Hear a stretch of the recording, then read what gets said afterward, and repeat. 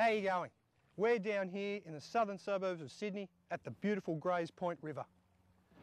And this area down here collects a lot of people who like to go kayaking, canoeing, just like to get on the flat water without the ocean. But the area is also a popular area for families, and they love to come here with the children because they can play in the water. It's only shallow and there's no waves. They can't get knocked around or knocked underneath the water. As well, they can come and play in this beautiful bushland. This is a fantastic part of Sydney and it's only half an hour from the CBD. Today we're going to go for a kayak right up Northwest Arm up to the Orderly Weir. And we're going to have a look at a few of the exciting things along the way. So Grays Point, they call it Swallow Rock. Bring your family down here, you'll love it, it's fantastic. Let's go.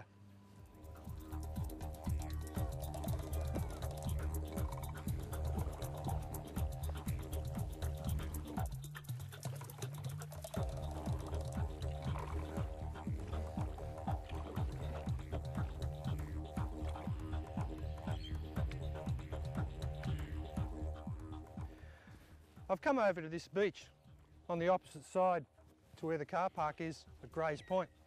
And the reason why I've come over here is I wanted to show you the area where the actual Russet deer cross over the river and go over into suburbia. The Russet deer, you've probably heard of them on the radio and in the newspapers and also on the television the last few months about their infestation into the national park. And that's true. There's a lot of them in here because it's a perfect breeding ground for them. They haven't got any natural enemies. So what they do is they'll come down through these bushes, probably late at night. I've been down here about 11 o'clock and that's when you usually start to see them. And they'll actually swim across the river here. They swim over to the other side, then they get out. They start to go up through the backyards of people's houses, garbage tins, and they spread right out through the suburbs. Obviously, they come back, swim across the river, go back into the bushes during the daytime, because, funnily enough, they're one of the rarest deers that are nocturnal. The male Russet deer is different once again from a lot of other male deer. A lot of other male deer, when they're coming on breeding season with the females, they become quite aggressive and attack each other, even attack humans. This Javan Russet deer is different. Even though it has the large antlers, it's not an aggressive deer, and its way of actually trying to get a female mate to spend and have baby deer with is to stick their head in the bushes, believe it or not, and they try to collect as much greenery on those antlers as they can, because that's their way of getting the good-looking female deer. So there's no head butting, it's all about putting the head down in the bush and getting all the greenery around the antlers and making it look all good. And that's their trick to getting their way.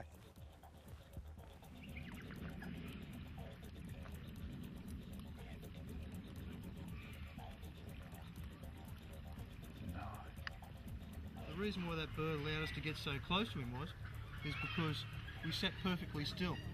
What they do is they see moving objects, and moving objects, depending on the size, is what they react to. But if you sit perfectly still, you'll see that his head started to slow down and he became a little bit more settled. It was only when I raised my paddle that he started to think about going.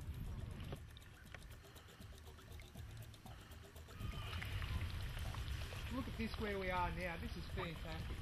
See this big sandstone slab in front of me? We can see that rock just above it. Who knows, maybe 1,000 years ago. It's broken off and it slid down the embankment and landed itself right in the edge of the salt water here. Same with the other one just up from it. I just thought I'd stop here on the riverbank because I wanted to show you this kayak. This kayak canoe is inflatable.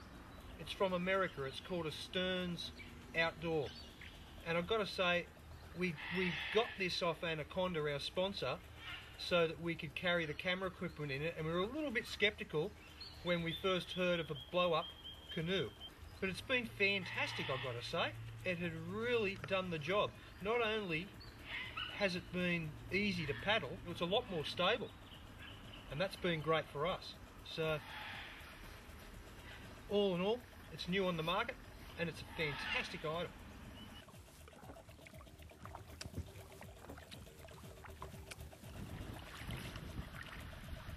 It's amazing the actual native fauna and flora that is down this river, and the huge gum trees that sit along the river banks here. Absolutely fantastic banksias, grass trees, a lot of gums, and a huge big bottle brush up in those trees up there. A big old bottle brush, beautiful.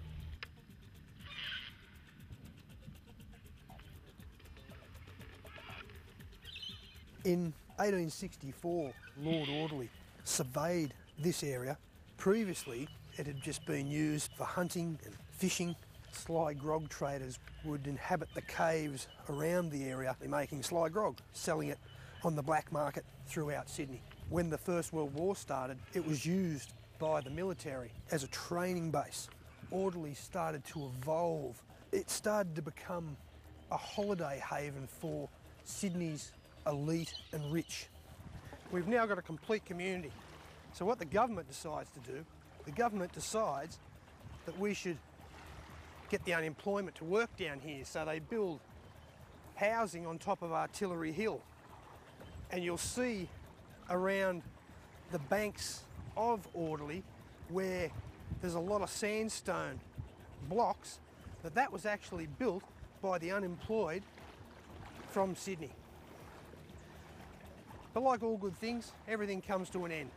And Audley itself, as cars became prevalent and people started to branch out around the Sydney area, they started to go to the Blue Mountains. They started to go to the north side of Sydney. And in the end, just like everything, people started to move away and started to go to other areas. So hence, wasn't as popular anymore, and the area suddenly shrunk, and Audley is what it is today. Get down here and have a look though, because it's one beautiful place. About 220 million years ago, was the start of the Triassic period. That's when the Sydney land basin started to form.